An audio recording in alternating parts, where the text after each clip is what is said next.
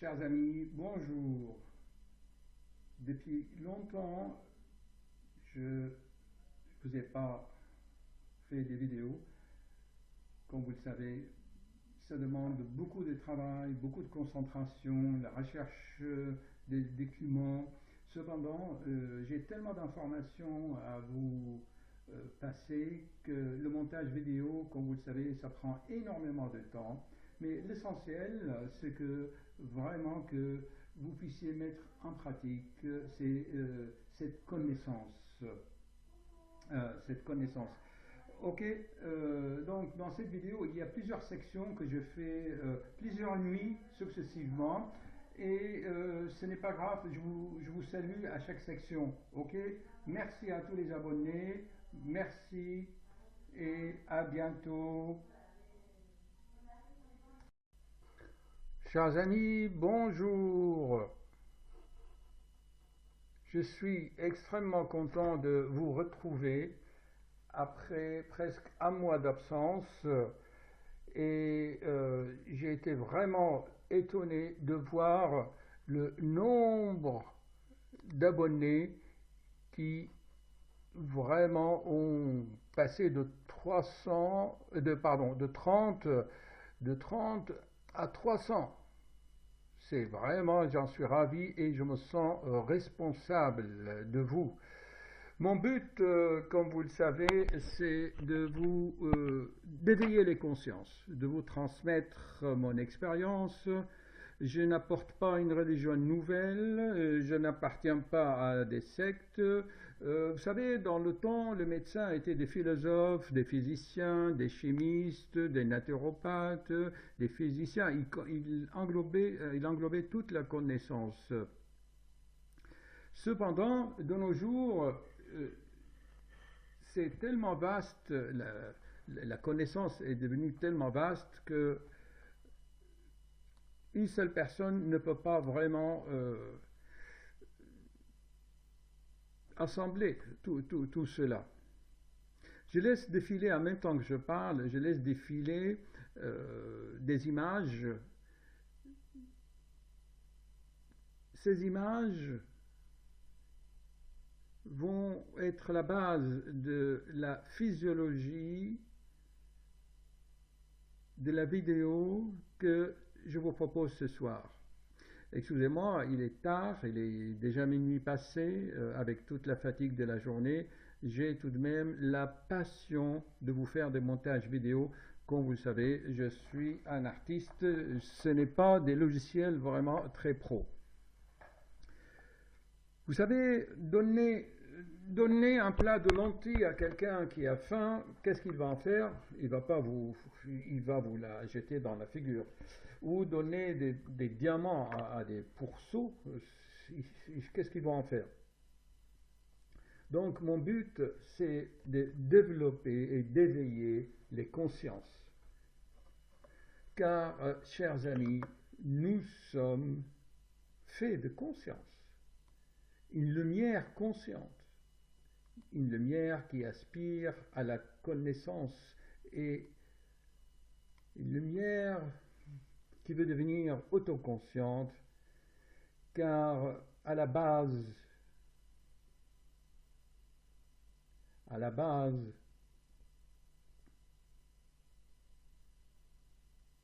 elle était inconsciente.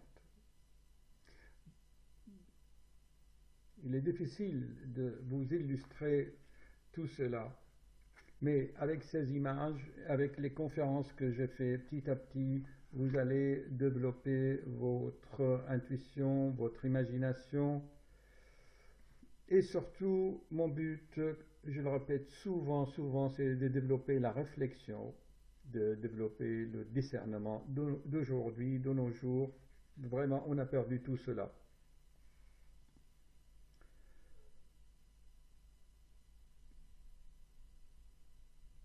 Pourquoi s'éveiller? Pourquoi chercher la connaissance?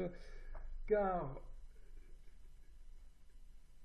le niveau de l'instruction, le niveau de la prise de conscience va jouer sur le fonctionnement de votre organisme et ça va créer les maladies. Le niveau d'instruction joue un rôle dans la vidéo, dans le thème, le sujet que je vais aborder ce soir, qui est la maladie d'Alzheimer ou la démence sénile. Le cerveau,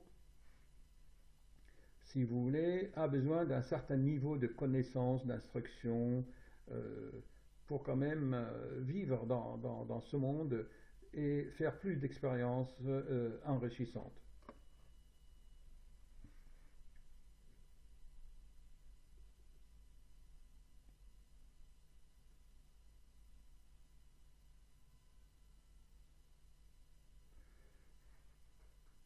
Après ces images, je vais aborder donc le sujet qui va suivre. Si vous voyez, c'est quoi ces images? La vie, chers amis, la vie, c'est le mouvement. La vie résulte du mouvement. Vous voyez, par exemple, ici, comment les énergies circulent. L'être humain se connecte au champ magnétique terrestre et au champ magnétique cosmique en quelque sorte, et il produit en lui-même ici un autre champ. Ces images, c'est vraiment la base de la conférence que je vais vous présenter. Donc, vous voyez les énergies, comment elles circulent. Ça, vous voyez le curseur d'une autre conférence que j'avais faite. Donc, mettez bien ces images vraiment dans l'esprit. Et là, c'est présenté d'une façon scientifique.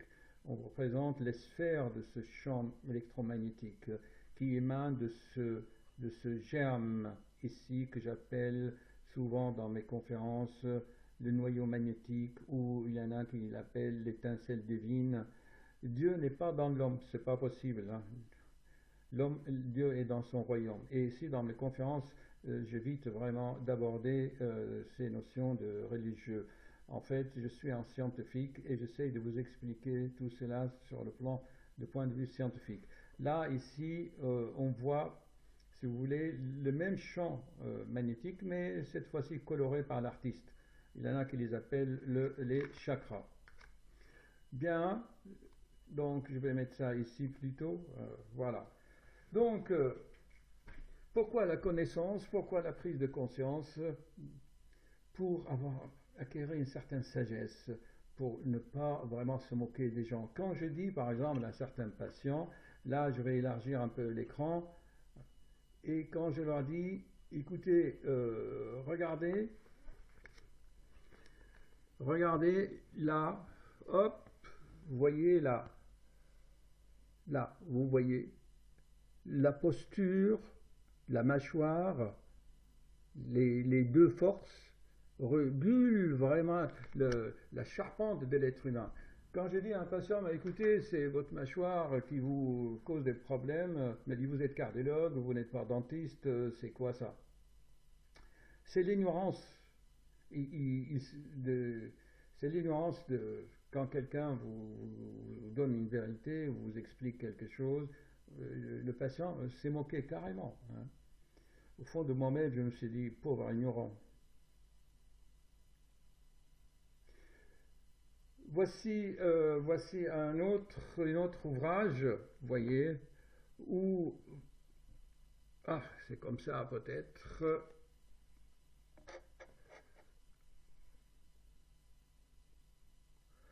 Voilà, donc vous voyez, ça c'est les chakras dessinés d'une façon artistique.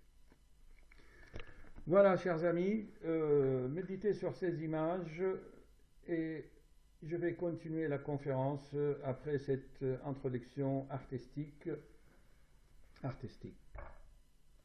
Donc, je vais couper ça, hop, et on arrête l'enregistrement.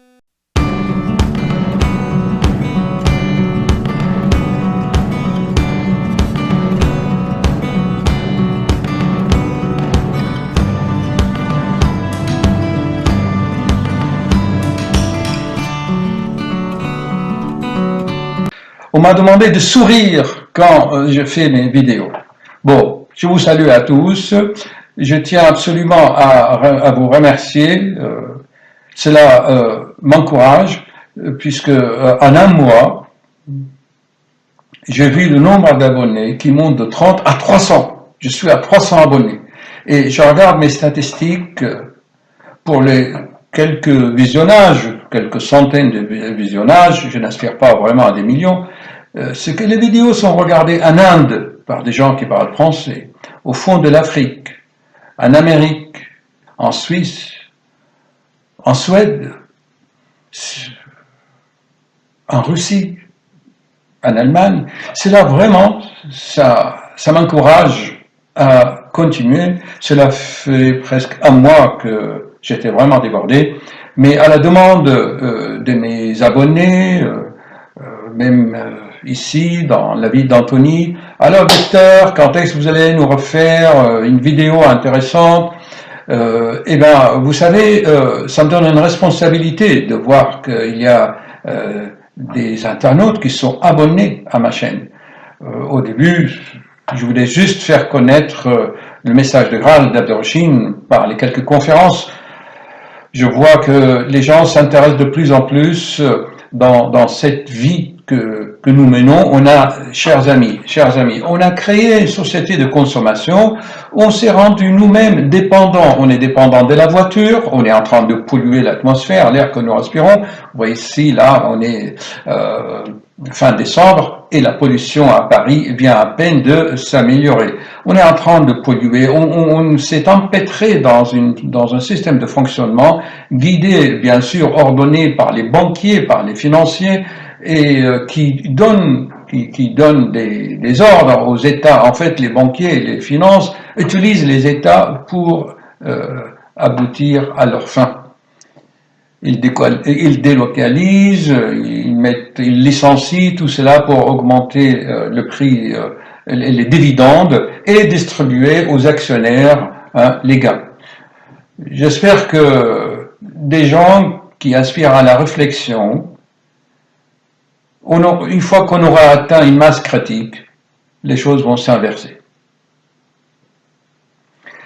Comme vous savez, je m'adresse que vraiment aux gens qui veulent réfléchir avec moi. J'utilise les sujets de médecine, si vous voulez, pour avoir une réflexion philosophique. Je n'aborde pas la pathologie médicale ou cardiologique de point de vue comme on a appris à l'université, mais j'ajoute une touche personnelle, entre guillemets une touche spirituelle, philosophique, pour mieux comprendre les choses. D'ailleurs, la plupart des savants, des astronomes, qu'ils soient Newton, Galilée, les physiciens, Einstein, je répète souvent, il y avait toujours ce fond de spiritualité qui les guidait en fait pour aborder la physique, la médecine d'une autre façon, une façon originale. Et je suis ravi que j'ai des patients maintenant de toute la France. Oui, chers amis, quand vous pensez qu'il y a un patient qui prend un avion pour venir me voir, je suis pas vraiment un peu flatté, bien sûr, mais je dis, eh bien, tant mieux, il y a des gens intelligents sur cette planète qui essayent d'aller plus loin, de comprendre. Le sujet d'aujourd'hui, c'est de comprendre la maladie d'Alzheimer de point de vue, une nouvelle approche, une approche naturopathique, une approche entre des guillemets spirituelle. Mais vous savez, ici on parle pas de Dieu. Hein, ça c'est pour moi tout ce qui est spirituel, divin, c'est de nature électromagnétique, c'est de la lumière. La lumière est intelligente.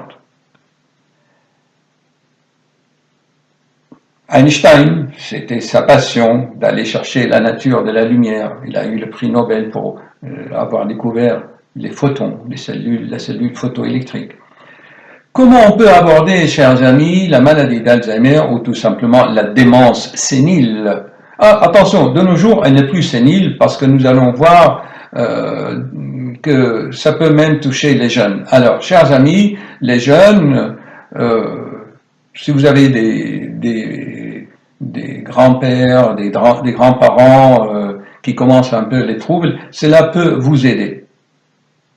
Donc nous allons aborder ces troubles de la mémoire d'une façon originale.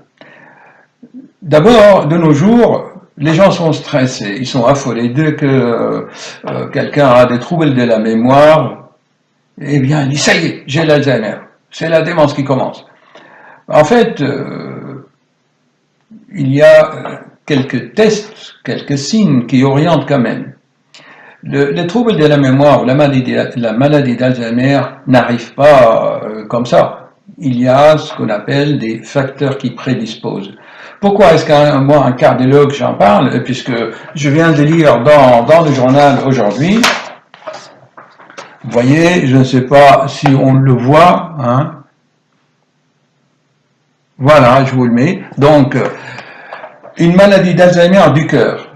Donc, il y a des dépôts de protéines qu'on appelle les dépôts amyloïdes qui vont se déposer au niveau des petites artères et ça crée des angiopathies amyloïdes.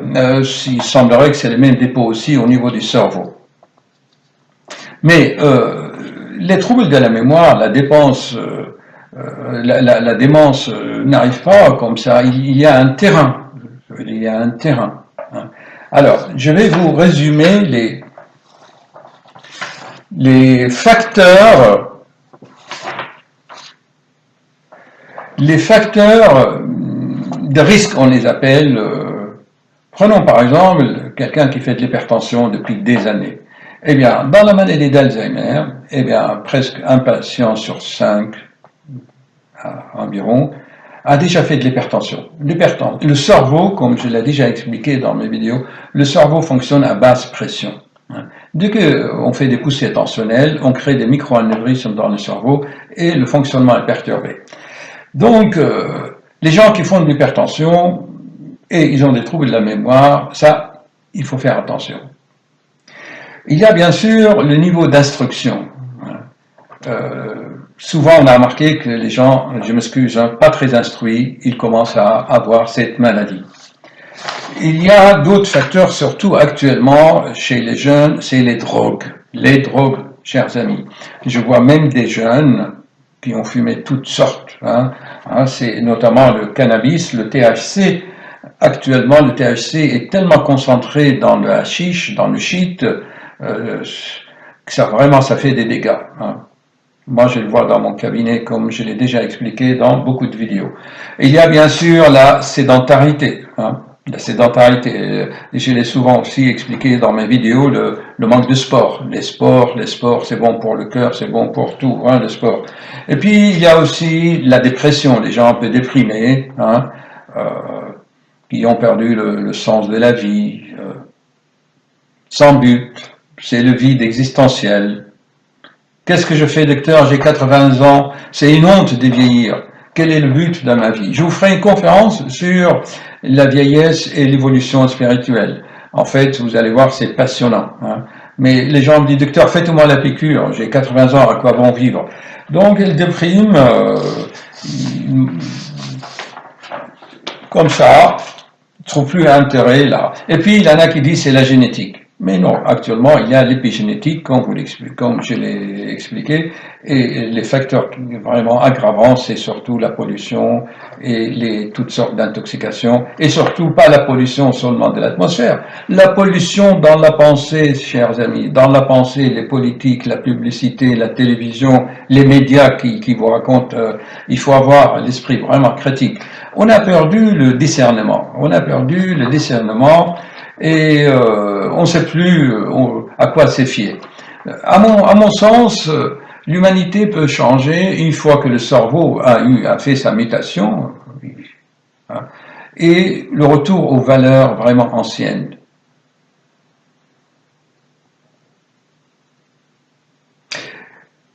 Imaginez que dans la maladie d'Alzheimer, comme quelqu'un, si vous voulez, que le cerveau vous le comparez à un ordinateur et vous sentez, j'ai vu des patients dans des maisons de retraite qui ont l'Alzheimer, ils ont la volonté de s'exprimer, mais l'ordinateur sur lequel le cerveau doit s'exprimer et extérioriser leur volonté, eh bien, il bug, il ne fonctionne plus. Il reste juste les anciens souvenirs. qui sont vraiment, ont été stockées dans la conscience, qui ne se trouvent pas, elles, dans le cerveau. Quelqu'un qui a la maladie d'Alzheimer, vous pouvez le détecter sans IRM. Bien sûr, l'IRM, c'est indispensable hein, pour voir la densité des cellules, des neurones au niveau de l'hippocampe. C'est simple, il y a quelques signes très simples. C'est les gens qui commencent l'Alzheimer, ils perdent l'odorat et le goût. Il faut poser toujours cette question. Et puis, vous leur faites simplement le test de l'horloge. Vous allez sur Google, vous tapez le test de l'horloge pour dépister la maladie d'Alzheimer. On demande à la personne de nous dire l'heure en dessinant par lui-même. On lui donne un papier, un crayon, on lui dessine un cadre et il doit dire l'heure. Donc là, je vous ai expliqué les quelques facteurs qui prédisposent à cette maladie, à cette démence, et les signes. Hein. Les signes, pour confirmer les diagnostics, il faut vraiment un IRM. Hein. Il y a des logiciels spéciaux qui calculent. Mais vous pouvez le savoir vous-même, hein, si vous demandez à la personne s'il perd le goût des aliments et il ne sent plus l'odorat. Voilà. Donc, quelle est maintenant l'approche philosophique? J'aimerais que c'est comment cette maladie peut susciter la réflexion. Pourquoi ces dépôts au niveau du cerveau, à votre avis?